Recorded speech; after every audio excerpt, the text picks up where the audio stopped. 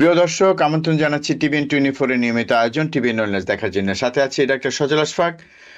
দর্শক, আপনারা জানেন যে আমাদের অনুষ্ঠানটি নিউ ইয়র্ক থেকে সম্প্রচারিত হচ্ছে এবং প্রতিটি পর্বে আমরা একটি বিষয় নিয়ে কথা বলি। দর্শক, আজকে আমরা একটি ভিন্নধর্মী বিষয় নিয়ে কথা বলবো, যেটা নিয়ে খুব সচরাচর কথা বলা হয় না, কিন্তু সমস্যাটা বলা যায় খুবই গুরুত্বপূর্ণ। আজকের বিষয় হচ্ছে ফ্যাটি লিভার। এই ফ্যাটি লিভার নিয়ে কথা বলার জন্য আমাদের মাঝে উপস্থিত আছেন ফ্লোরিডা থেকে, আপনারা সবাই তাকে চেনেন, ডাক্তার BM আতিকুজ্জামান, পরিপাকতন্ত্র ও লিভার বিশেষজ্ঞ, faculty of college of medicine, university of central Florida. আসুন পরিচিত হই ডাক্তার আতিকুজ্জামানের সাথে। ডাক্তার আতিক, আপনাকে স্বাগত জানাচ্ছি আমাদের আজকের এই আয়োজনে। আসসালামু আলাইকুম সজল ভাই, আমার খুব ভালো লাগছে আপনার সাথে আজকে অনুষ্ঠানে উপস্থিত হতে পেরে। একই সাথে TVN টেলিভিশনের সমস্ত দর্শক এবং কলা কুশলীদের শুভেচ্ছা। অনেক ধন্যবাদ। অনেক ধন্যবাদ আতিক আমাদের সাথে যোগ দেওয়ার জন্য, কারণ আমরা আসলে ঠিক আপনার সাথে আমাদের সময়টা অনেক সময় মেলে না, যে কারণে আমরা পাই না। তো অনেক ধন্যবাদ যোগ দেওয়ার জন্য। তো আজকে আমরা ফ্যাটি লিভার নিয়ে কথা বলতে চাই, কারণ এই বিষয়টি বেশ গুরুত্বপূর্ণ, কিন্তু আমার মনে হয় যে এ নিয়ে মানুষের মধ্যে যেটুকু সচেতনতা আছে সেটা ঠিক আমার মনে হয় যে সেই পর্যায়ের না। মনে হয় যে আরো বেশি সচেতন হওয়া দরকার, কারণ এর যে পরিণতি কিন্তু অনেক ক্ষেত্রেই খুব একটা ভালো কিছু না। তা প্রথমেই আমি আপনার কাছ থেকে একটা ধারণা নিতে চাই দর্শকদের পক্ষ থেকে, যে ফ্যাটি লিভারটা আসলে কি। অনেক ধন্যবাদ। ফ্যাটি লিভার নিয়ে মানুষের মধ্যে অনেক শঙ্কা আছে এবং ফ্যাটি লিভার বা চর্বিযুক্ত লিভার নিয়ে মানুষ জানতে চান। অনেকে জানেন, অনেকে জানেন না, অনেকে না জেনে ভয় পান, অনেকে ভয় পাওয়ার কারণ আছে কিন্তু তারা ভয় পান না। তো সেগুলো নিয়ে আলাপ করি। আমাদের লিভার বা যকৃৎ হলো আমাদের শরীরের সবচাইতে বড় গ্ল্যান্ড বা অর্গান। আমরা যা খাই সবকিছু পরিপাক হওয়ার পরে কিন্তু আমাদের লিভারের ভিতর দিয়ে যায়, এবং লিভারের একটা কাজ হলো আমাদের শরীরের সব মেটাবলিজম বা পরিপাককে তার ভিতর দিয়ে নিয়ে শরীরে যেটা দরকার সেটা সে জায়গায় পৌঁছে দেওয়া। আর সঙ্গত কারণেই লিভারে রয়েছে সবচেয়ে বেশি চর্বি। লিভার হলো সবচেয়ে বেশি চর্বিযুক্ত অর্গান, এবং লিভারের চর্বি থাকাটা স্বাভাবিক। কিন্তু কোনো কোনো কারণে লিভারের চর্বি যখন বেড়ে যায় সেটাকে আমরা বলি ফ্যাটি লিভার বা চর্বিযুক্ত লিভার বা অতিরিক্ত চর্বিযুক্ত লিভার। আমাদের বাঙালিদের জন্য কিন্তু এটা খুব ইম্পর্টেন্ট। চর্বি তো লিভারে থাকেই, কিন্তু কারো কারো জন্মগতভাবে বা জেনেটিক্যালি তাদের লিভার চর্বি বেশি আকর্ষণ করে।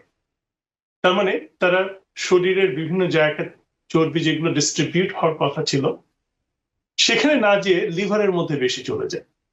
এটা হয় মেটাবলিক একটা ডিসঅর্ডারের কারণে, কিন্তু জেনেটিক কারণে, তার মানে জন্মগত কারণে হতে পারে। তো আমাদের বাঙালি বা এশিয়ান যারা রয়েছে দেখা যায় যে তারা খুব বেশি মোটা, কিন্তু তারপরে দেখা যাচ্ছে যে তাদের যে পরিমাণ চর্বি লিভারে থাকা উচিত তার চাইতে বেশি চর্বি চলে যাচ্ছে। এবং তার অনেকগুলো কারণ থাকে, তার মধ্যে প্রধান যেটা বললাম যে জন্মগত বা জেনেটিক কারণ। কিন্তু তার চেয়েও একটা বড় প্রবলেম আমাদের দক্ষিণ এশিয়ার মানুষদের, সেটা হলো আমাদের হাইপারলিপিডেমিয়া বা হাই কোলেস্টেরল। এটাও একটা জেনেটিক প্রবলেম থাকে, যে আমাদের কোলেস্টেরল আমাদের রক্তে বেশি, এবং সেটা কিন্তু আসে আমাদের খাদ্যাভ্যাস কিংবা আমাদের জীবনযাত্রার যে পদ্ধতি আমরা সবসময় যেটা করে অভ্যস্ত সেটা থেকে। আমরা কার্বোহাইড্রেট বা শর্করা জাতীয় খাদ্য খুব বেশি খাই, এবং আমাদের খাবারের একটা বড় অংশ থাকে কার্বোহাইড্রেট। সেটা আমাদের শরীরের মধ্যে এক রকমের পরিবর্তন করে দেয়, এবং আমাদের একটা ইম্পর্টেন্ট হরমোন ইনসুলিনের মধ্যে একটা চেঞ্জ আসে, এবং সেটা আমাদের শরীরে ডাইনামিক্স অনেক চেঞ্জ করে দেয়। এবং তখন দেখা যায় যে এই চর্বিটা বিভিন্ন জায়গায় না যেয়ে চলে যায় আমাদের লিভার, এবং একই কারণে আমাদের শরীরে চর্বির পরিমাণ, রক্তে যে চর্বির পরিমাণ বা টোটাল যে লিপিড কাউন্ট সেটাও বেড়ে যায় এবং নানা রকমের কমপ্লিকেশন করে। এবং এই কারণে আমাদের বাঙালিদের মধ্যে আর্লি ডায়াবেটিস হওয়ার সম্ভাবনা বেশি, আমাদের বাঙালিদের মধ্যে আর্লি হাই কোলেস্ট্রল হওয়ার সম্ভাবনা বেশি, এবং আমাদের মধ্যে ট্রাঙ্কাল ওবেসিটি কিংবা পেটে চর্বি জমে যাওয়ার সম্ভাবনা বেশি। আর একই সাথে আমাদের লিভারেও চর্বি জমে যায় বেশি। অনেক ধন্যবাদ। তার মানে হচ্ছে যে আমরা বাঙালি হিসাবে অনেক দিক থেকে কিন্তু বলা যায় যে একটু সমস্যার মধ্যেই আছি। তো তো এটা যদি আমাদের একটা মানে জন্মগত সমস্যাই ধরি, মানে আমরা জাতিগত বলি বা বাঙালি হিসাবে এই জিনিসগুলো নিয়ে আমরা জন্মাই, তো তো নিশ্চয়ই এ থেকে বেরিয়ে আসার কোনো পথ আছে। আমরা যারা আমাদের যাদের বয়স হয়ে গেছে তাদের কথা আলাদা, যারা তরুণ প্রজন্ম যারা আসছে তাদের মধ্যেও তো এই প্রবণতাটা থাকবে, যেহেতু এটা একটা বিষয় উত্তরাধিকার সূত্রে তারা পাচ্ছেন। তো সেক্ষেত্রে তাদের কি করার আছে, এটা একটা প্রশ্ন। আরটা হচ্ছে যে যারা অলরেডি এই যে মানে কারণ 50 ঊর্ধ্ব বা 40 ঊর্ধ্ব বা 60 ঊর্ধ্ব, তাদের মধ্যে যেন এই সমস্যাটা না হয় বা হলেও যেন একটা সহনশীল পর্যায়ে থাকে, সেজন্য করণীয় কি? ভালো প্রশ্ন করেছেন সজল ভাই। তো প্রথমে আসি যে আমরা যারা জন্মগতভাবে ডিসঅ্যাডভান্টেজিয়াস বা আমরা একটা কোনো বিপদের মধ্যে আছি, যে তারা ছোটবেলা থেকে কি করতে পারে। আসলে এই বিপদের সাথে আরো একটা বড় বিপদ যোগ হয়েছে। সে বড় বিপদটা হলো আমাদের বাঙালিরা যারা জন্মগতভাবে খুব বেশি মোটা ছিলাম না, এখন দেখা যাচ্ছে যে একদম ছোটবেলা থেকেই চাইল্ডহুড ওবেসিটি বা মোটা হওয়ার একটা সম্ভাবনা বেড়ে গেছে সব জায়গাতেই। বাংলাদেশের অরিজিন যে সমস্ত বাচ্চারা আছে, নর্থ আমেরিকাতে একটা ছোট স্টাডিজে আপনাদের নিউ ইয়র্কে দেখা গেছে যে 50% বাংলাদেশি শিশু যারা জন্ম নিয়েছে নর্থ আমেরিকাতে তাদের মধ্যে ওবেসিটির সংখ্যা খুব বেশি। এবং এর একটা কারণ আছে। এর কারণটা হলো যে একটা তো হচ্ছে জন্মগত ব্যাপার, জেনেটিক্যালি আমরা কিছু ডিসঅ্যাডভান্টেজ ফর ফ্যাটি লিভার, কিন্তু এখন আমরা যে ধরনের খাবার খাই, lot of process food, chips বলেন, ফ্রাইজ বলেন, ফাস্ট ফুড বলেন, আমাদের বাবা মারা কাজ করছে বিভিন্ন জায়গায় এবং ঘরে রেখে দিচ্ছেন প্রচুর পরিমাণ ফাস্ট ফুড, যেটা খুব সহজে বাচ্চারা খেতে পারে। যেমন নুডলস, ম্যাগি নুডলস আছে, যেমন ধরেন কুকিজ আছে, যেমন ধরেন নানা রকমের বিস্কিট আছে বা ফ্রাইজ আছে, সব কিন্তু প্রসেস ফুড। এবং প্রসেস ফুডে কিন্তু লবণ বেশি থাকে এবং ফ্যাট বেশি থাকে এবং অনেকটা থেকে পুরোপুরি কার্বোহাইড্রেট বেসড, ব্যালেন্স ডায়েট না। তখন হয় কি, তখন এই বাচ্চাগুলো ছোটবেলা থেকেই দেখা যায় যে তারা মোটা হওয়া শুরু করে। এবং দেখবেন যে আমাদের বাচ্চাদের মধ্যে মোটা হওয়ার প্রবণতা বেড়ে গেছে। তার মধ্যে আরেকটা কারণ হলো যে বাচ্চারা সে আগের মতন ছোটাছুটি করছে না, বাচ্চাদের স্কুলে যে খেলাধুলা করছে না, বাচ্চারা বাচ্চারা লেখাপড়ার দিকে বা তাদের ক্যারিয়ার দিকে এত চাপ, তাদের ফিজিক্যাল অ্যাক্টিভিটি যে একটা জীবনের অন্যতম গুরুত্বপূর্ণ অংশ, সেদিকে কিন্তু দেখা যাচ্ছে যে আমরা বাচ্চাদেরকে আমরা আমরা বঞ্চিত করছি তাদের সে থেকে। এটা ভেরি ইম্পর্টেন্ট কালচারাল পয়েন্ট সজল ভাই, যে আমরা কিন্তু বাচ্চাদেরকে ছোটবেলা থেকে ফিজিক্যাল অ্যাক্টিভিটিসে আমরা ইনভলভ করছি না। এটা একটা ইম্পর্টেন্ট জিনিস যেটা আমেরিকান সোসাইটি থেকে আমাদের শেখা উচিত। আরেকটা জিনিস যেটা, সেটা হলো যে এই যে ফাস্ট ফুড, এই যে একটা এপিডেমিক হয়ে গেছে। আপনি যে কোনো বাসায় যান, দেখবেন যে ফাস্ট ফুডে সরাসরি বাচ্চারা, বাবা মা কাজে গেছে, স্কুল থেকে ফিরে এসেছে, মা বলেছে তুই ম্যাগি নুডলস খেয়ে ফেলবি কিংবা দুটো কুকি খাবি। মানে বাসায় আপনি দেখবেন না যে টেবিলের উপরে ফলমূল রাখা আছে, বাসায় দেখবেন যে প্যান্ট্রিতে অনেক রকমের খাবার। এটা একটা জিনিস যে আমাদের খাদ্যাভ্যাস এবং জীবনযাত্রার পরিবর্তন করা দরকার, এক্সারসাইজকে ইনক্লুড করা দরকার, আমাদের বাবা মাদেরকে সচেতন হওয়া দরকার একেবারে ছোটবেলা থেকে, যে আমরা তো জেনেটিক্যালি ডিসঅ্যাডভান্টেজ, আমরা যদি মোটা হয়ে যায় আমাদের লিভারে ফ্যাট আরো বেশি যাবে। আমি আপনাকে ভয়ের কথা বলি। ভয়ের কথা হলো বাংলাদেশে এতদিন লিভার ট্রান্সপ্লান্ট এবং আমেরিকাতেও বাংলাদেশের লিভার ট্রান্সপ্লান্টের প্রধান কারণ ছিল হেপাটাইটিস বি, আমেরিকাতে ছিল হেপাটাইটিস সি এবং অ্যালকোহলিক লিভার ডিজিজ। যারা অ্যালকোহল খায় তাদের লিভারেও কিন্তু প্রচুর ফ্যাট জমা হয়, কারণ অ্যালকোহল যায় লিভারের ভিতর দিয়ে এবং লিভারে ড্যামেজ করে। তো এখন কিন্তু চেঞ্জ হয়ে গেছে, বাংলাদেশেও চেঞ্জ হয়ে গেছে এবং আমেরিকাতেও। এখন যাদের খুব বাজে ফ্যাটি লিভার ডিজিজ আছে, এই ফ্যাট গুলো লিভারকে এমন ভাবে ইনফ্লেম করে বা প্রদাহ করে যে লিভার ট্রান্সপ্লান্টের নাম্বার 1 কজ হয়ে যাচ্ছে এখন fatty liver disease related liver problem. তো ভয়ের ব্যাপার আছে। তো সেই জন্য আপনি যেটা বলেছেন যে যারা ইয়াং বাচ্চারা, তাদেরকে খাবার দাবারের দিকে এবং তাদেরকে লাইফস্টাইলের দিকে, এক্সারসাইজকে ইনক্লুড করা, একটা সুষম খাবার দেওয়া, প্রাকৃতিক খাবার দেওয়া, বাচ্চাদের স্ন্যাক্স এর জন্য একটা ফ্রুট খাবারের ব্যবস্থা করা। তো এটা একটা ইম্পর্টেন্ট জিনিস আমাদেরকে মনে রাখতে হবে। আমাদের খাবারের মধ্যে লাল মাংস না, মাছের পরিমাণ বাড়ানো উচিত, আমাদের শাকসবজি, ফ্রেশ শাকসবজি বাড়ানো উচিত। তো এই জিনিসগুলো আনতে হবে। আর আমাদের যাদের বয়স হয়ে গেছে, যারা অলরেডি ওই ইনিশিয়াল ফেজটা পার হয়ে এসেছি, অলরেডি দেখা যাচ্ছে যে তারা একটা সোনোগ্রাম করতে যে দেখা গেছে তাদের ফ্যাটি লিভার আছে অনেক, বা তাদের লিভার ফাংশন টেস্ট হাই এসে গেছে এবং দেখা যাচ্ছে যে তাদের ফ্যাটি লিভার ডিজিজ আছে, তারা কি করবে? তাদের যেটা দরকার, তাদের একজন ডাক্তারের কাছে যে দেখা দরকার যে তাদের হাই রিস্ক আছে কিনা, তাদের রক্তে কোলেস্টেরলের পরিমাণ বেশি আছে কিনা, তাদের ওজন খুব বেশি আছে কিনা, তাদের পেটে যে ভুঁড়ি সেটা বেশি কিনা, ফ্রাঙ্কাল ওবেসিটি আছে কিনা, তাদের হাই ব্লাড প্রেশার আছে কিনা, আদার মেটাবলিক ডিজিজ আছে কিনা। এবং একজন হেপাটোলজিস্টের কাছে যে লিভারের একটা স্ক্যান করাতে হয়, সেটাকে আমরা বলি ফাইব্রো স্ক্যান। ওটা করলে বোঝা যায় যে আপনার ফ্যাটি লিভারকে কতটুকু ক্ষতি করেছে, কতটুকু প্রদাহ করেছে বা ইনফ্লামেশন করেছে, বা কতটুকু ফাইব্রোসিস বা স্কার টিস্যু করেছে। ওটা দিয়ে বোঝা যায় যে আপনাকে কি পরিমাণ সাবধান হতে হবে। তারপরে কিন্তু আসে আসল কথা, আপনি আপনার ডায়েট কন্ট্রোল করবেন, আপনি রেগুলার এক্সারসাইজ করবেন, আপনি আপনার খাবারের সাথে ভিটামিন ই খাবেন, আপনার যদি ডায়াবেটিস থাকে সেটাকে ভেরি ওয়েল কন্ট্রোল করবেন।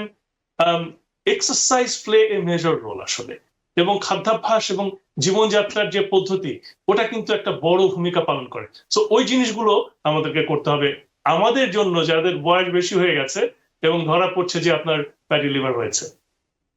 হ্যাঁ, অনেক ধন্যবাদ, অনেক ধন্যবাদ ডক্টর আতিক। দর্শক, আপনারা দেখছেন আজকে আমরা কথা বলছি ফ্যাটি লিভার নিয়ে, এবং ডক্টর আতিক খুব সুন্দরভাবে যে বিষয়টি তুলে ধরলেন যে আমাদের জীবনযাত্রার প্রণালীতে কিভাবে পরিবর্তন আনতে হবে, এবং আমাদের ভবিষ্যৎ প্রজন্ম যেভাবে বেড়ে উঠছে, যেভাবে তারা প্রসেসড ফুডের প্রতি অভ্যস্ত হয়ে যাচ্ছে এবং আমরাই তাদেরকে সেদিকে ঠেলে দিচ্ছি, এ ব্যাপারে কিন্তু অভিভাবক হিসাবে কিন্তু আমাদেরও একটা দায়িত্ব রয়েছে।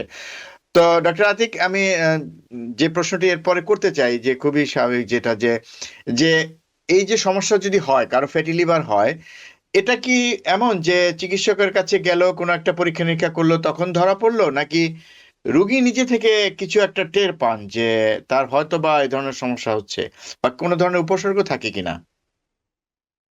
আসলে ফ্যাটি লিভারের কিন্তু কোনো উপসর্গ নেই, এবং ফ্যাটি লিভার একটা স্লো গ্রোয়িং প্রসেস।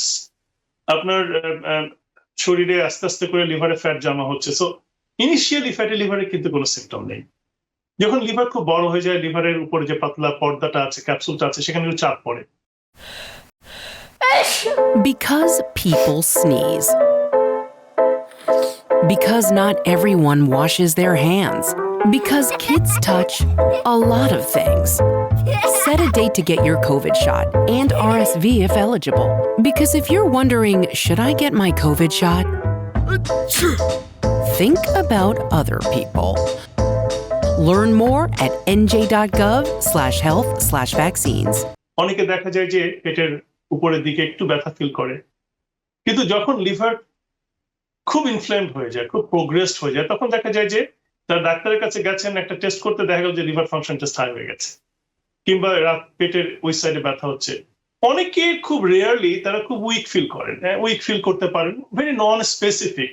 অনেকে মনে করেন যে তাদের শরীরে ব্যথা হচ্ছে, তার সাথে তারা ফ্যাটিক ফিল করছে, দুর্বল ফিল করছে, এবং মোস্টলি যেটা বললাম যে পেটের রাইট দিকে, মানে ডান দিকে উপরের দিকে ব্যথা করছে, সেটা একটা মোস্ট কমন সিমটম।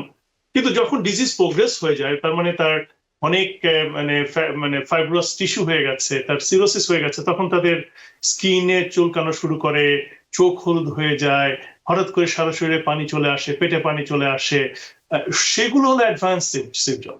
তার মানে কি, ইম্পর্টেন্ট জিনিস যেটা জানা দরকার, যে ফ্যাটি লিভার যখন শুরু হয়, যে প্রসেস থেকে শুরু হয়, তখন কিন্তু কোনো উপসর্গ থাকে না। খুব ইনিশিয়াল উপসর্গ হতে পারে যে যেটা বললাম, যে পেটের ডান দিকে উপরের দিকে একটু ভারী ভারী বা ব্যথা। সেটা অবশ্য ওজন বাড়ার সাথে সাথে অনেকের হয়ে যায়, কিন্তু ওটা that can be the early symptoms. তাহলে অ্যাজ এ হোল আপনারা বুঝবেন কেমন করে? It is very difficult just to tell you. কিন্তু যেটা বললাম, যে বাংলাদেশের শতকরা 30 থেকে 40% মানুষ যারা এখানে আছেন, আমাদের বয়সী ধরেন বা ইভেন ইয়াং, ওদের কিন্তু ফ্যাটি লিভার ডিজিজ আছে। এবং ফ্যাটি লিভার ডিজিজের তো অনেক কারণ থাকতে পারে, আন্ডারলাইং, ওগুলোকে আমরা বাদ দিয়ে নিই। যেমন ধরেন কেউ যদি অ্যালকোহল খান, মদ খান, তাদের কিন্তু ফ্যাটি লিভার হয়, ওটাকে আমরা কিন্তু ফ্যাটি লিভার বলছি না। যারা হেপাটাইটিস আছে তাদেরও কিন্তু ফ্যাটি লিভার হয়, সেটাকে আমরা বলছি না। অনেকে সার্টেন মেডিকেশন খান, তাদেরও ফ্যাটি লিভার, ওটাকে আমরা বলছি না। ওগুলো বাদ দিয়ে অনেকের অটোইমিউন লিভার ডিজিজ হয়, সেখান থেকে হয়। অনেকের মেটাবলিক কন্ডিশন হয়, হেমোক্রোমাটোসিস কিংবা উইলসনস ডিজিজ। আমরা ওগুলোকে বাদ দিয়ে জাস্ট নর্মাল যাদের কোনো ডিজিজ নাই লিভারে, তাদের যে ফ্যাট লিভার, এটা কিন্তু উপসর্গ নেই। এবং সেই জন্যই আমি বলবো যে বাঙালি যাদের বয়স 40 হয়ে গেছে, তাদের ডাক্তারের কাছে যাবেন, যে আপনাদের নর্মাল যে কোনো ডাক্তারের কাছে গেলেই কিন্তু ওনারা আপনার লিভার ফাংশন টেস্ট করাবেন। আর হুম। এশিয়ান অরিজিন যারা যান আপনারা, তাদের কিন্তু ডাক্তার অটোমেটিক্যালি যে কোনো বয়সে যান না কেন, তারা কিন্তু ওটা করাবেন, কারণ আমাদের মধ্যে হেপাটাইটিস বির প্রকোপ বেশি, ফ্যাটি লিভারের প্রকোপ বেশি। তারা লিভার ফাংশন টেস্ট করবেন এবং অধিকাংশ ক্ষেত্রে কিন্তু নর্মাল আসবে। অ্যাবনর্মাল যখন আসে তখনই আমরা সোনোগ্রাম করি লিভার। সেটাই। তো আমি বলবো যে যাদের ফ্যামিলি হিস্ট্রি আছে ফ্যাটি লিভারের, হুম, যাদের মেটাবলিক কন্ডিশন আছে, যাদের ডায়াবেটিস আছে, তাদের জাস্ট ব্লাড টেস্টের পাশাপাশি একটা লিভারের সোনোগ্রাম করাটা দরকার। কিন্তু দরকার। আমাদের সাইন্টিফিক্যালি এরকম কোনো গাইডলাইন নেই।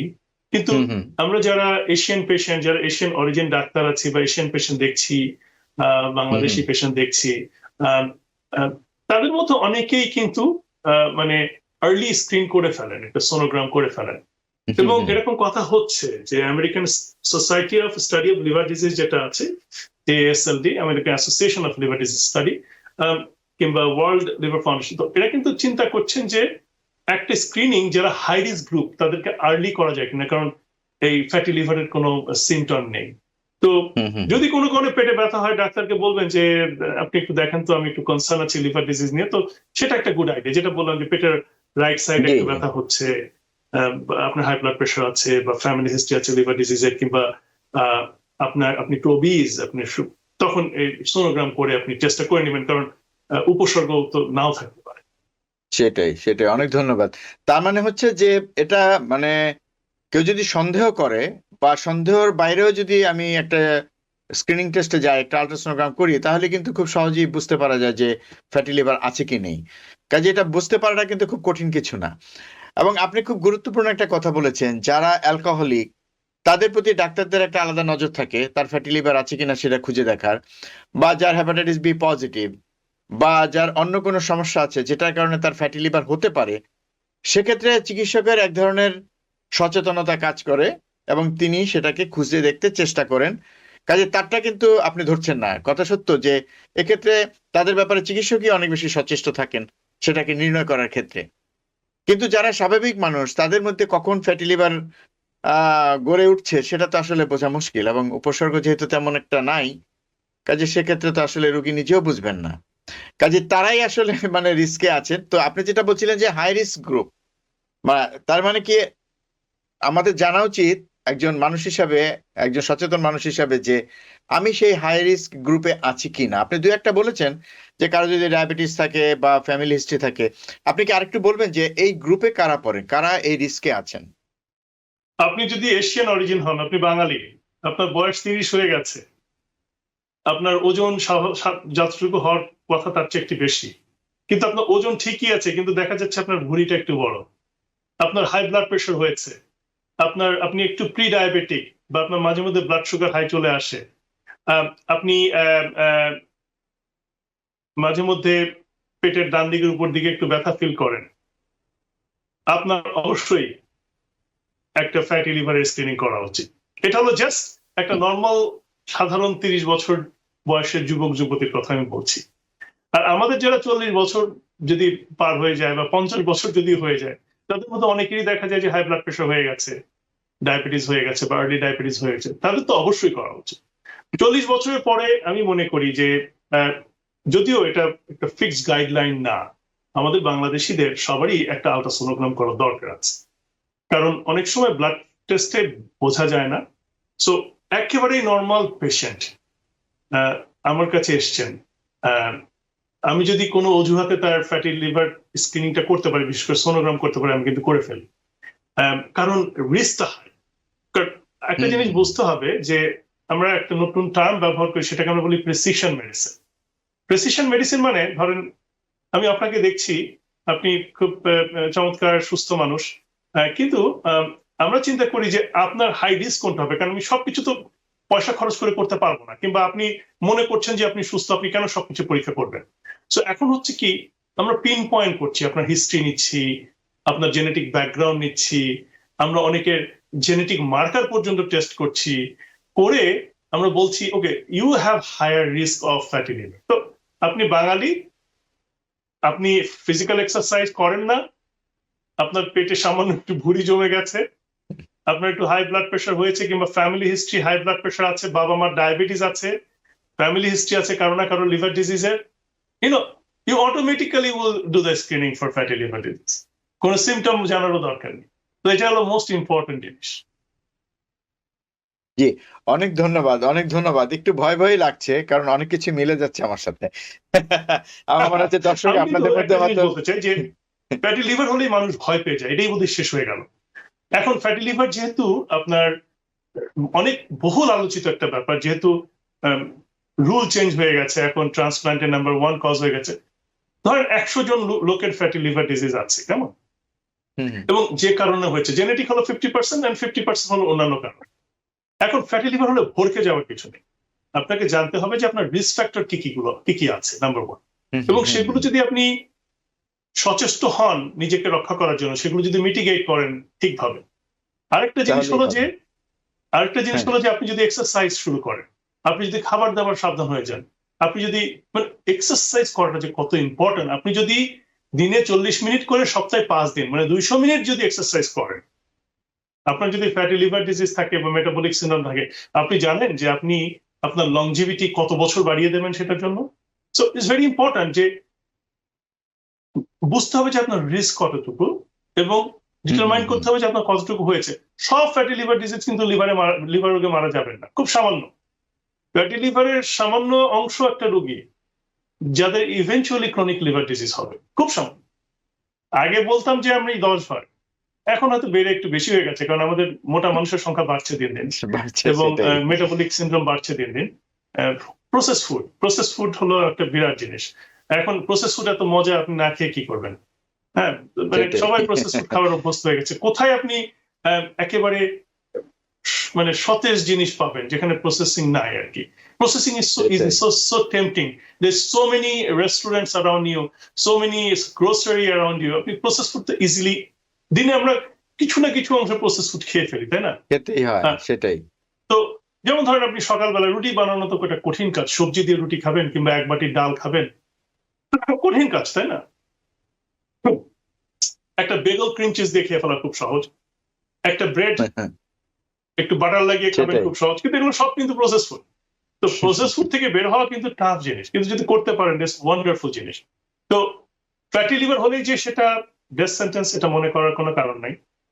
আপনাদের মধ্যে খুব সামান্য একটা অংশের ইভেন্চুয়ালি ক্রনিক লিভার ডিজিজ হবে, সেখান থেকে লিভার সিরোসিস হবে, এবং সেখান থেকে লিভার টিউমার ক্যান্সার হবে, এবং তাদের মধ্যে খুব সামান্য একটা পোর্শনের ইভেন্চুয়ালি লিভার ট্রান্সপ্লান্ট লাগবে, এবং একটা অংশ মারা যাবে। তো এখন ভয়ের কোনো কারণ নেই, যে কোনো কিছু হয়ে গেলে জন্মিলেই মরিতে হইবে, সবাই আমাদের বরন্ত নির্ঘাত। যেটা করতে পারেন যে you can mitigate your problem. যখনই ফ্যাটি লিভার হবে ভয় পাবেন না, একজন ভালো লিভার ডাক্তারের কাছে যাবেন, উনি আপনাকে বলবে যে মানে সবকিছু টেস্ট করে বলবে যে আসলে আপনার প্রবলেম কতটুকু, তারপরে সেগুলো নিয়ে উনি কথা বলবেন এবং সেভাবে মিটিগেট করবেন। এবং খুব ইন্টারেস্টিং কথা আপনাকে বলি, একটা নতুন ড্রাগ বেরিয়েছে, রিজডিফ্রাটার নাম। আমরা খুব স্মার্ট হয়ে যাচ্ছি দিন দিন, আমরা ফ্যাটি লিভার নিয়ে গবেষণা করছি, নতুন নতুন ড্রাগ নিয়ে, মেটাবলিক প্যাথ হয়ে কোথায় কোনটা কাজ করলে ফ্যাটি লিভার কমে যাবে। এরকম একটা ওষুধ জাস্ট 1-1.5 মাস আগে মানে বাজারে এসেছে, যাদের ফ্যাটি লিভার ডিজিজে সিগনিফিকেন্ট ইনফ্লামেশন আছে কিংবা সিগনিফিকেন্ট ফাইব্রোসিস আছে কিন্তু এখনো লিভার সিরোসিস হয়নি, তাদেরকে ট্রিটমেন্টের জন্য কিন্তু ওষুধ বেরিয়ে গেছে, এবং আরো কয়েকটা ওষুধ পাইপলাইন আছে। So everybody is working very hard, কারণ পৃথিবীর নাম্বার 1 এপিডেমিক এই মুহূর্তে হলো ওবেসিটি, মানে মুটিয়ে যাওয়া মানুষ, আর একটা বড় এপিডেমিক হলো ফ্যাটি লিভার। সো আমরা সবাই খুব একসাথে কাজ করছি কিভাবে এই এপিডেমিককে সারানো যায়। অনেক ধন্যবাদ। দর্শক, সময় হলো বিরতি নেবার, বিরতির পর আবার ফিরে আসবো অনুষ্ঠানে, আশা করি ততক্ষণ আমাদের সাথেই থাকবেন। Because people sneeze. Because not everyone washes their hands. Because kids touch a lot of things. Set a date to get your COVID shot and RSV if eligible. Because if you're wondering, should I get my COVID shot? Think about other people. Learn more at nj.gov/health/vaccines. দর্শক, বিরতির পর আবার ফিরে এলাম অনুষ্ঠানে। আপনারা দেখছেন TBN wellness. আজকে আমরা কথা বলছি ফ্যাটি লিভার নিয়ে। আমাদের আজকের অতিথি ফ্লোরিডা থেকে আমাদের সাথে যোগ দিয়েছেন ডক্টর আতিকুজ্জামান। ডক্টর আতিক, বিরতিতে যাওয়ার আগে অনেকগুলো কথা হয়েছে, আমার অনেকগুলো প্রশ্ন ছিল, অবশ্যই আপনি সেগুলোর বেশিরভাগই উত্তর দিয়ে দিয়েছেন। বিশেষ করে কোনো ওষুধের চিকিৎসা আছে কিনা সেটা বলেছেন আপনি, যেটা এক্সারসাইজের ব্যাপারে যেটা বলেছেন যে এক্সারসাইজ কতটা হেল্প করে সেটা আসলে বলাই বাহুল্য যে এখানে এক্সারসাইজ বিরাট একটা ভূমিকা রাখে। তো আমি যেটা বুঝলাম এই আলোচনা থেকে, আমরা অনুষ্ঠানের প্রায় শেষ ভাগে, যেটা জানতে চাই যে লাইফস্টাইল চেঞ্জ তো এখানে একটা বড় বিষয়, যেটা আমি বুঝতে পারছি। এবং আপনি যেটা বললেন যে ভয় পাওয়ার কিছু নেই, আগে আপনি চিকিৎসকের কাছে যান, বুঝে নিন যে আপনার রিস্ক ফ্যাক্টর কোনগুলো। এবং আপনি আরেকটা জিনিস বললেন যে যে রিস্ক ফ্যাক্টর গুলো যদি আমার মধ্যে থাকে সেগুলোকে যদি আমি সেগুলোর সমাধান করতে পারি, যেমন ধরেন আপনি বলছিলেন যে ডায়াবেটিস থাকলে ডায়াবেটিসকে নিয়ন্ত্রণ করা, বা খাবার দাবার নিয়ন্ত্রণ করা, ব্যায়াম করা, এই সবগুলো বিষয় যদি করা যায় তাহলে আসলে ভয়ের কিছু নেই।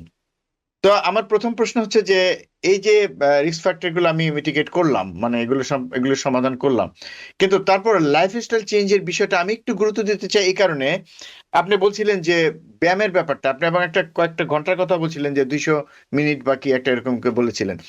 আপনি এক্সারসাইজের বিষয়টা কেন গুরুত্বপূর্ণ, কিভাবে এটা কাজ করে, এবং কতটুকু ব্যায়াম করার দরকার আমি একটু খুবই নির্দিষ্টভাবে শুনতে চাই। কারণ কি, আমরা অনেক সময় বলি যে ব্যায়াম করি, এবং আমরা আমাদের বাঙালিদের মধ্যে ব্যায়াম করার প্রবণতা খুবই কম, এটা মানে অস্বীকার করার উপায় নেই। কিন্তু তারপরও আমি এই ব্যায়ামটাকে যদি ওষুধের মতো গ্রহণ করি, যেভাবে আমি ওষুধটা গ্রহণ করি সকাল বিকাল, তাহলে হয়তোবা এক্ষেত্রে আমি একটু ভালো ফল পাবো। আমি সেইভাবে শুনতে চাই আপনার কাছ থেকে। একইভাবে ডায়েট রেস্ট্রিকশন যদি কিছু থাকে সেগুলো, এবং ভ্যাকসিনের ব্যাপারেও কিন্তু আমাদের অনেক রকম অনীহা আছে। আমরা জানি যে এখানে হ্যাপাটাইটিস বিও একটা কারণ এক্ষেত্রে। তো এই সব মিলিয়ে যদি একটু বলেন।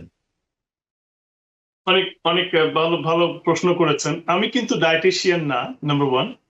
একই সাথে আমি কিন্তু মানে আপনার ফিজিক্যাল ট্রেনারও না, কিংবা ফিজিওথেরাপিস্ট না। সো আমি সাধারণত আমার রোগীগুলোকে তাদের কাছে পাঠাই, যে আপনারা তাদের কাছে যান, অ্যাডভাইস দেন।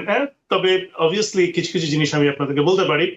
এগেন, আমি কিন্তু ওটার জন্য আসলে সবচেয়ে ভালো হবে একটা ভালো নিউট্রিশনিস্টের সাথে কথা বলা। এবং যারা যেখানে ভালো প্র্যাকটিস আছে প্রাইমারি কেয়ার বা বড় ইনস্টিটিউশন, তাদের নিজস্ব নিউট্রিশনিস্ট থাকে।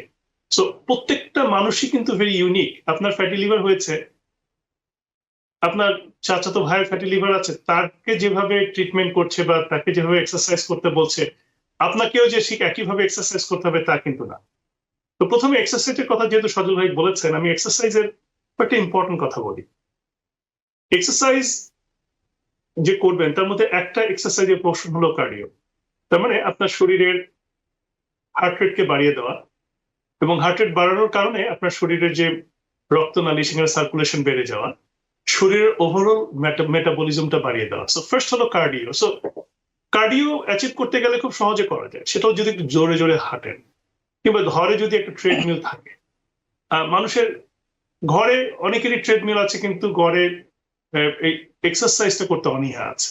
সো এক্সারসাইজে যদি আপনি সাকসেসফুল হতে যান, মানে স্টাডি করে দেখা গেছে যে you have to have a exercise partner. এবং সবচেয়ে ভালো পার্টনার হলো আপনার সহধর্মিনী, বা আপনার ঘরের কেউ যদি আপনার সাথে এক্সারসাইজ করতে যায়, একসাথে হাঁটায়। একজন চাইলেও না কিন্তু আরেকজন বলতে না যাওয়া উচিত। So you have to have a partner, এবং আপনার কার্ডিওর উপর একটু এমফাসিস দেওয়া দরকার।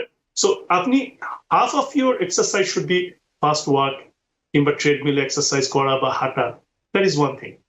যারা স্থূলকার বা মোটা, তাদের ফিজিক্যাল থেরাপির অ্যাডভাইস নিতে হবে। কেন? কারণ সব এক্সারসাইজ কিন্তু আপনার জন্য না। আপনি খুব মোটা মানুষ, আপনি হাঁটলে আপনার হাঁটুতে ব্যথা হচ্ছে, সো আপনার জন্য এক্সারসাইজ হতে হবে ভিন্ন। সো অনেক সময় আমরা খুব এনথুসিয়াস্টিক হয়ে চলে যাই জিমে, এবং যে যাচ্ছে তাই এক্সারসাইজ করি, which is a very bad idea. যে কোনো জিমে যখনই আপনি মেম্বারশিপ নেবেন, দেখবেন যে তাদের ওখানে একটা কমপ্লিমেন্টারি ইভ্যালুয়েশন করে, এবং একটা কমপ্লিমেন্টারি সেশন দিয়ে তারা জানিয়ে দেয় যে আপনার জন্য আসলে কি দরকার। আপনি জিমে গেছেন, আপনি যখনই ওদের সাথে কথা বলেন, ওরা বলবে যে তোমার রিকোয়ারমেন্টটা কি, তুমি কি চাও? তুমি কি খুব জিম র্যাটের মতন এক্সারসাইজ করে বড় বড় মাসল জমাতে চাও, নাকি তুমি একটা ফিট মানুষের মতন লাইফ লিড করতে চাও, জাস্ট ওয়েলনেস, যেটাকে আমরা বলি ওয়েলনেস। তো ওটা তখন জেনে আপনাকে ওভাবে করবে। এখন এক্সারসাইজে বললাম যে half should be cardio and half should be strengthening of your muscle. Muscle গুলোকে শক্ত করতে হবে। কেন? কারণ আমাদের বয়স বাড়ার সাথে সাথে আমাদের মাসল ম্যাস কমতে থাকে, এবং যখনই শরীরে ফ্যাট জমা হয়, বা ইনসুলিন রেজিস্ট্যান্স হয়, তখন আমাদের মাসেলের মধ্যে ঠিক লিভারের মতন মাসেলের ভিতরেও চর্বি যে জমা হয়, তখন মাসেল গুলো আস্তে আস্তে স্ট্রেংথ দেখবেন যে কমে যায়। বাঙালিদের একটা বড় সমস্যা দেখবেন, বয়স বাড়ার সাথে সাথে মাসল শুকিয়ে যাচ্ছে, চর্বি বাড়ছে, শরীরে চর্বির পরিমাণ বেড়ে যাচ্ছে। মাসল কমার কারণে বয়স বাড়ার সাথে সাথে জয়েন্টে ব্যথা হচ্ছে, মাসল স্ট্রেংথ কমে যাচ্ছে, পিঠে ব্যথা হচ্ছে, মাজায় ব্যথা হচ্ছে, এবং নিউরোপ্যাথি ডেভেলপ করছে বিভিন্ন জায়গায়, নার্ভ চাপা পড়ে যাচ্ছে, ব্যাক পেন হচ্ছে। আমাদের কমিউনিটিতে দিস ইজ ভেরি কমন। তার কারণ হলো যে আমরা মাসল ট্রেনিং করছি না। সো যাদের ফ্যাটি লিভার হয় তাদের তো চর্বি বিভিন্ন জায়গায় ঢুকে গেছে। এই চর্বিগুলো আপনি খাওয়াবেন কেমন করে, বের করবেন কেমন করে? লিভারের চর্বি বের করার কিন্তু শুধু যে খাবার কমালেই আপনার চর্বি কমবে তা কিন্তু না। এক্সারসাইজ করবেন, কার্ডিও করবেন, হ্যাঁ কার্ডিও আপনার মেটাবলিজম ফাস্ট করে দিবে, কিন্তু চর্বি সরাবেন কোত্থেকে, কিংবা মাসল মাস বাড়াবেন কেমন করে? কারণ তো আমার ট্রেনার আমাকে যেভাবে বলে যে আপনি আমার কাছে এসছেন, আমি আপনার এক্সারসাইজ করাবো, আমার কাছে আসার আগে আপনি আধা ঘন্টা একটু কার্ডিও করে আসবেন, জোরে হাঁটবেন, বা আপনি জিমে এসেছেন আপনি একটু এক্সারসাইজ করবেন, কিন্তু বাকি আধা ঘন্টা আমি আপনাকে মাসল ট্রেনিং করাবো। তখন সে বিভিন্ন বড় বড় গ্রুপের মাসল যেমন আছে, যেমন আমার হাতের শোল্ডারের বড় বড় মাসল আছে, আমার চেস্টে বড় বড় মাসল আছে, আমার হিপে কিংবা রানে বড় বড় মাসল আছে, তখন ওই মাসল গুলোকে এক্সারসাইজ করাতে হয়, স্পেসিফিক সেটস অফ এক্সারসাইজ। বড় মাসলকে এক্সারসাইজ করালে সুবিধা কি? ওরা আমাদের শরীরের চর্বিগুলো খেয়ে ফেলে তখন, বিকজ দে নিড এনার্জি। প্রথমে নিজের ভিতরে যে সমস্ত চর্বি আছে সেগুলো খায়, তারপরে শরীরের অন্য জায়গায় যে চর্বি আছে সেগুলো খায়, এবং তার সাথে আপনার খাবারটা সুষম হতে হবে, টোটাল ক্যালোরি কম হতে হবে, চর্বি থেকে খাবার কম খাবেন। আর একটা কথা বলে দিই সবাইকে, খাবারের একটা খুব সিক্রেট আছে। যদিও আপনি বাঙালি, কিন্তু মেডিটেরেনিয়ান ফুড দেখেন, মেডিটেরেনিয়ান ফুড আপনি একটু ছোট্ট করে গুগল করেন যে ওরা কোন ধরনের খাবার খায় সকালবেলা, বা কি কি খাবারের ক্লাস আছে, এটা ব্রডার সেন্সে। আপনি আমাকে অনেকে এসে বলে যে ডাক্তার আমাকে বলেন আমি সকালে কি খাবো, দুপুরে কি খাবো, রাতে কি খাবো। আমি তো নিউট্রিশনিস্ট না, কিন্তু ব্রড গ্রুপে আমি বলতে পারি যে আচ্ছা ঠিক আছে, সকালবেলা আপনি ছোট্ট এক বাটি ডাল খাবেন। কেন ডাল খাবেন? কারণ ডালে আছে protein, vegetable source of protein, which is the best. চর্বি খুব একটা বেশি নাই, আপনি একটু মশলা দিয়েও সেই ডালটা খেতে পারেন। তার সাথে একটা ডিম খাবেন, যদি আপনার হাই কোলেস্টেরল না থাকে ডিমের কুসুম সহ খাবেন, আর যদি হাই কোলেস্টেরল থাকে তাহলে কুসুম ছাড়া খাবেন, কিংবা দুটো ডিম খাবেন, একটা কুসুম খাবেন। এটা হলো আপনার সকালের নাস্তা। আপনি ভাত খাবেন না, আপনি রুটি খাবেন না, ব্রেড খাবেন না। যদি গমের রুটি খান, ছোট্ট একটা রুটি খেতে পারেন, কোনো অসুবিধা নেই। দুপুর বেলায় আপনি ভাত খাবেন না, দুপুর বেলায় আপনি খাবেন একটু সালাদ। যদি সালাদ খেতে অসুবিধা হয় তাহলে জাস্ট সবজি রান্না করবেন, জাস্ট সবজি, জাস্ট বিভিন্ন সবজি দিয়ে একটা বাঙালিরা যেটাকে আমরা বলি ঘন্ট করবেন, সেটা খাবেন। তার সাথে এক পিস মাছ খাবেন, মাছ খাবেন। অনেক রকমের মাছ পাওয়া যায় আপনাদের নিউ ইয়র্কে বলেন, যেখানে যান এক পিস মাছ স্যামন খেতে পারেন। এখানে তো অনেক ভালো ভালো মাছ পাওয়া যায়, ট্রাউট খেতে পারেন, অথবা দেশি মাছও খেতে পারেন, কোনো অসুবিধা নেই। চেষ্টা করবেন যে এখানকার যেখানে ফ্রেশ মাছ পাওয়া যায়, যে কোনো গ্রোসারিতে কিন্তু আজকাল ফ্রেশ মাছ বিক্রি করছে। যদি ফ্রেশ মাছ নাও পান, যদি আপনি হিমায়িত মাছও পান, সেটাও খেতে পারেন। মাছ খাবেন দুপুরবেলায়। তারপরে যখন বিকালের দিকে একটু খিদে লাগবে, বা দুপুরে যদি 11টার দিকে খিদে লাগে, ছোট্ট কুচকুচ করে একটু বাদাম খাবেন, তার সাথে কিছু বেরি খাবেন, বা আধা আপেল খাবেন। ঠিক একই হবে 3টার দিকে একটা আপেল খেয়ে নেবেন, তার সাথে একটু ছোট্ট কিছু বাদাম খেয়ে নেবেন, ছোট্ট, বেশি না, খুব অল্প, আধা কাপ। তারপরে রাতের বেলা খাবারটা খেতে হবে খুব আর্লি। খাবার পরে কিন্তু 3-4 ঘন্টা ঘুমানো, 3-4 ঘন্টা আগে, 3 ঘন্টা আগে খাবার খেতে হবে। খেয়ে ঘুমালেই কিন্তু ক্ষতি, তখন শরীর ওটাকে ডাইজেস্ট করবে, সেটার জন্য শরীরের উপর প্রেশার পড়বে, ঘুমটা ঠিক মতন হবে না। অনেক খাবার সরাসরি ফ্যাটটা চলে যাবে লিভারে, কারণ ওই খাবার থেকে যে কার্বোহাইড্রেট বা ফ্যাট, ওটা তো সাথে সাথে ইউটিলাইজ হচ্ছে না, আমাদেরকে ইউটিলাইজ করতে হবে। সেই জন্য আমি বলি যে বিকেলের খাবারটা খেতে হবে আর্লি। সামান্য একটু ভাত খেতে পারেন, তার সাথে একটা চিকেন খেতে পারেন বা মাছ খেতে পারেন। হ্যাঁ, সপ্তাহে একদিন আপনারা লাল মাংস খেতে পারেন বা 2 দিন খেতে পারেন, কোনো অসুবিধা নেই, কিন্তু পরিমাণে সামান্য খেতে হবে আর কি। তো দেখেন, আমি কিন্তু আপনাদেরকে সকালবেলায় চা খাবেন, কোনো অসুবিধা নেই, কিন্তু চায়ের সাথে এই রসগোল্লা বা বড় বড় টোস্ট বিস্কিট বেশি খাবেন না। রুটি অনেকগুলো খেয়ে ফেলেন অনেক সময়, যে রুটি তো খাচ্ছি ভাত খাচ্ছি না, আপনি এত এরকম কথা বলছেন কেন? দেখা গেল যে সেটাই। ভাজি 1 প্লেট ভাজি খেয়ে ফেলেন, আরে সামান্য ভাজি খাওয়ার কথা ছিল আপনাকে, আপনি তো ভাজি অনেক দূর খেয়ে ফেলেন, অনেক তেল দিয়ে ভাজিটা তৈরি করলেন, সেটা তো হওয়ার কথা না। আপনাকে আমি একটু সবজি খেতে বলেছি, তো অনেকে সালাদ খায়, খুব সালাদ খেয়ে সহ্য করতে পারে না। আমি বলবো যে ঠিক আছে, আপনার কুক ভেজিটেবল খান, সালাদ কেন খাবেন? বাঙালি মানুষ আবার সালাদ খায় নাকি? কুক ভেজিটেবল খাবেন। কুক ভেজিটেবল মানে কি?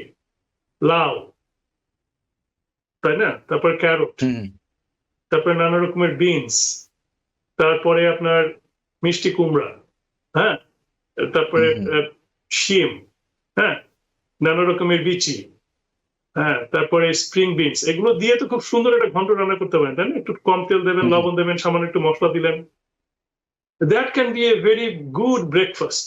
এক বাটি সবজি খেলেন, তার সাথে একটা ডিম খেলেন, that is a perfect breakfast for Bangali. যদি খুব ইচ্ছা করে ছোট্ট একটা রুটি তার সাথে খেতে পারেন। তো বাঙালি খাবারের মধ্যেও কিন্তু আপনি মেডিটেরেনিয়ান যে সমস্ত খাবারের কন্টেন্ট, শাক সবজি, grains, nuts, fish, vegetable oil, ঘি খাবেন না, ঘি দিয়ে পরোটা ভাজবেন না, আপনি ঘি বা তেলের বদলে আপনি অলিভ অয়েল খান, সেফ আমাদের ভেজিটেরিয়ান ভেজিটেবল অয়েল সেটা খেতে পারেন। তো আমাদের, আমি যেটা বললাম যে আমি ট্রেনারও না, আমি নিউট্রিশনিস্টও না, তবে হুম, হুম, ফান্ডামেন্টাল কিছু কিছু জিনিস আপনি ফলো করতে পারেন। সেটাই। আপনাকে সুপার হিউম্যান হওয়ার দরকার নেই, তবে আপনি মডারেট লাইফ লিড করেও you can combat fatty liver disease, আর কি, বুঝতে পেরেছেন? এটা হলো মোদ্দা কথা। তবে এক্সারসাইজের ব্যাপারে কিংবা খাবারের ব্যাপারে অবশ্যই নিউট্রিশনিস্ট অ্যাডভাইস দেবেন। আর আজকে যে সেটাই। কথাটা বললাম যে এক্সারসাইজ মানে শুধু হাঁটা না বা দৌড়ানো না, এক্সারসাইজ মানে কিন্তু আপনার শরীরের স্পেসিফিক মাসল গ্রুপকে ট্রেন করা, তাদেরকে উপযোগী করা। বয়স বাড়ার সাথে সাথে আপনি দেখবেন যে হাঁটতে কষ্ট হচ্ছে, নামাজ পড়তে কষ্ট হচ্ছে, মসজিদে গেলে দেখি যে যে চেয়ার নিয়ে বসা লোকের সংখ্যা বেশি, বয়স হয়েছে 60, 65, সবাই দেখি চেয়ারে বসে নামাজ পড়ছেন। আরে আপনাকে চেয়ারে বসে নামাজ পড়তে হবে কেন? আপনার তো 40-50 বছর থেকে আপনার মাসল ট্রেনিং করার কথা ছিল। আমার বাবাকে দেখেছি 70-75 বয়স পর্যন্ত তো উনি সবসময় দাঁড়িয়েই নামাজ পড়েছেন, হি হার্ডলি ইউজ ইট। আমাদের যারা বয়স্ক দাদারা ছিলেন, যারা ফিজিক্যাল অ্যাক্টিভিটি করতেন, হুম, হ্যাঁ, এই যে আপনি যদি দেখেন সজল ভাই, পৃথিবীর যে জায়গাগুলো মানুষ দীর্ঘজীবী হয়, যেগুলোকে আমরা বলি ব্লু জোন, জি, যারা 100 বছরের বেশি বাঁচে, তাদের রহস্যটা কি জানেন? তাদের ফ্যাটি লিভার ডিজিজ নেই, তাদের ওবেসিটি নেই। তার মধ্যে একটা জায়গা হলো হলো আপনি আমাকে বলি জাপানে একটা ছোট আইল্যান্ডে, তারা নিজেরা হেঁটে হেঁটে হেঁটে হেঁটে সমুদ্র সৈকতে যায়, সেখান থেকে মাছ ধরে এনে রান্না করে, নিজেরা অ্যাক্টিভিটিস করে, a lot of physical activity, এবং সি ফুড বেসড এবং গ্রেইনস এবং সবজি বেসড ডায়েট। তারা কিন্তু এক্সারসাইজ করে না, তাদের ওখানে জিমও নেই, তাদের নিউট্রিশনিস্ট হুম, নেই। আপনি চলে যান লোমা লিন্ডাতে, লোমা লিন্ডা ক্যালিফোর্নিয়ার ছোট একটা জায়গা, সেখানে অ্যাডভেন্টিস্টরা থাকে, তারা ভেজিটেরিয়ান ডায়েট খায়, প্রচুর গ্রেইন খায় এবং গ্রুপ এক্সারসাইজ করে, রেগুলারলি করে। সো একটা গ্রুপ কমিউনিটিতে থাকে, যেখানকার মূল মন্ত্র হলো যে তারা আর্টিফিশিয়াল ডায়েট খাবে না, তারা গ্রেইন খাবে, ভেজিটেবল খাবে, তারা আমরা যে সমস্ত ডায়েট ভালো না প্রসেস ফুড খাবে না, তারা অনেক বছর বাঁচছে। সো ইটালিতে একটা আইল্যান্ডে ওরা পাহাড়ের মতন জায়গায় থাকে এবং প্রচুর হাঁটাহাঁটি করে এবং পাস্তা খায় সমানে, কার্বোহাইড্রেট খাচ্ছে, মাছ খাচ্ছে। মাছ আনার জন্য হেঁটে হেঁটে সমুদ্রে যেতে হয়, গ্রোসারি করার জন্য বড় স্টোরে যেতে হয় না, ছোট্ট দোকানে যেতে হয়। পাহাড়ের এক জায়গা থেকে আরেক জায়গায় তারা কেবল হাঁটতেই থাকে। তার কারণে হয় কি, তাদের মাসল গুলো ট্রেন হয়ে যায়, বড় বড় মাসল গুলো সেটাই। এক্সারসাইজ করার কারণে হয়ে যাচ্ছে। তো আমরা তো ওখানে থাকি না, কিন্তু আমরা এখানে থাকলেও কিছু কিছু উপায় করতে পারি। যেমন যারা 4 তলা অফিসে কাজ করেন, 4 তলা হাঁটেন, হুম, একটু হুম, হাঁটার কারণে মাসলের এক্সারসাইজ হলো। সো ইউ হ্যাভ সেটাই। To make a continuous effort to do that. আমার মনে হয় কি সজল ভাই, এগুলো নিয়ে আমাদের কমিউনিটিতে আলাপ হওয়া উচিত। আলাপ করা উচিত আসলেই। এবং সেটাই। আমাদের ওই সপ্তাহে যে দাওয়াত হয়, হুম, হুম, প্রত্যেকের বাসায় দাওয়াত করে, যেটাকে আমরা বলি ম্যান্ডেটরি উইকলি দাওয়াত, হ্যাঁ, WMD, উইকলি ম্যান্ডেটরি দাওয়াত। আর আমি এটাকে বলি উইকলি ম্যাস ডিস্ট্রাকশন। কেন? ওখানে যে অনেক রাতে সবাই খাবার খান, তেল এবং চর্বি জাতীয় খাবার, 10 পদের খাবার রান্না হয়, এবং খেয়ে রাত 12টার সময় অনেক রকমের গসিপ টসিপ করে যে সবাই নাক ডেকে ঘুমান। অনেকেরই বড় ভুঁড়ি হয়ে যায়, স্লিপ অ্যাপনিয়া হয়, ফ্যাটি লিভার হয়, তাড়াতাড়ি হার্ট অ্যাটাক হয়ে যায়, তাড়াতাড়ি মারা যান। তো আমি বলবো যে উইকলি মাদার সেকশনে না, যে উইকলি ম্যান্ডেটরি দাওয়াতে এগুলো নিয়ে আলাপ করেন, যে how you can do a group activity, যে উইকেন্ডে আপনারা সকালবেলায় পার্কে যাবেন, হাঁটবেন বা দেখা করবেন, বা সকালে আপনার মহল্লায় যারা বাঙালি আছেন আপনারা হাঁটতে বেরোবেন, বা সবাই মিলে একটু বাস্কেটবল খেলবেন, বা একটু পিকল বল খেলবেন, বা একটু টেনিস খেলবেন। আমেরিকাতে তো সব জায়গায় সবকিছু আছে, নিউ ইয়র্কে কোনায় কোনায় পার্ক আছে, হাঁটবেন। So so we have to do changes in our life. That is the most important thing. বাঁচতে হলে জানতে হবে, সেটা হলো মোস্ট ইম্পর্টেন্ট জিনিস, এবং করতে হবে। সেটা অনেক ধন্যবাদ আতিক। আমি মুগ্ধ হয়ে শুনছিলাম। দর্শক, আপনারা নিশ্চয়ই বুঝতে পারছেন ডক্টর আতিক যেভাবে ব্যায়ামের কথা বললেন, যেভাবে খাবার দাবারের কথা বললেন, এবং বিভিন্ন উদাহরণ দিয়ে যেভাবে বললেন, আমার মনে হয় যে আপনার মধ্যে যদি এই বিষয়ে অনুপ্রেরণা না আসে তাহলে আসলে আমার খুবই দুঃখজনক হবে। আমার মনে হয় যে খুবই অনুপ্রেরণামূলক কথা বলেছেন ডক্টর আতিক। এবং ডক্টর আতিক যেটা বলেছেন যে উইকলি যে মিটিংটা হয়, যে ফ্যামিলি গ্যাদারিং বা বন্ধু বান্ধবের, সেখানে তারা মিলেই তো এই উদ্যোগটা নিতে পারে, এই কাজটা করার, সেটা একটা বড় বিষয়, কিন্তু সেখান থেকে শুরু হতে পারে। তো অনেক ধন্যবাদ। আমরা একদম শেষ করব, একদম খুব সংক্ষেপে একটা শেষ উত্তর দেন। সেটা হচ্ছে যে এই যে এত কিছু যদি আমরা করা শুরু করি, এত কিছু বললাম এই কারণে যে আপনি যেভাবে বললেন আসলে এত কিছু না, চাইলেই করা যায়, এটা খুব সামান্য কাজই। এটা যদি আমি করতে থাকি নিয়মিত এই কয়েকটা কাজ, তাহলে কি এই ঘটনাটা রিভার্সেবল হবে? আমার কি এই ফ্যাটি লিভারের অবস্থা থেকে আমি আবার আগের অবস্থায় ফিরে যেতে পারবো? অবশ্যই ফ্যাটি লিভার ইজ রিভার্সেবল। একটা সার্টেন স্কেলে যাওয়ার পর রিভার্সেবল হয় না, কিন্তু তার আগ পর্যন্ত রিভার্সেবল।